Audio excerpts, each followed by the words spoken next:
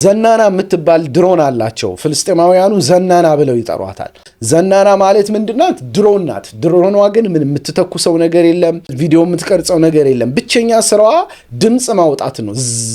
የሚል ቋሚ ድምፅ ታወጣለች። በቅርብ ርቀት ነው የምትበረው። ጋዛ ላይ የሚቀረጹ ቭሎጎችን፣ ቪዲዮዎችን ካያችሁ ከጀርባው ባክግራውንድ ጥዝ የሚል ድምፅ በብዛት አለ። አይቆምም ድምፁ። በቋሚነት ድሮን እየላኩ ያደርጋሉ። ያ ምንድነው? ሳይኮሎጂካሊ ለመረበሽ፣ እንቅልፍ ለማሳጣት፣ ሁልጊዜም ላያችሁ ላይ ነን እያንዣበብን ነው ለማለት የሚጠቀሙት ቋሚ የድምፅ ድሮን ብክለት ነው፣ ሽብር ነው። የትም ዓለም ላይ እንዲህ አይነት ነገር ለመፈጸሙ መረጃ ለሚያመጣልኝ ሰው አጨበጭባለሁ።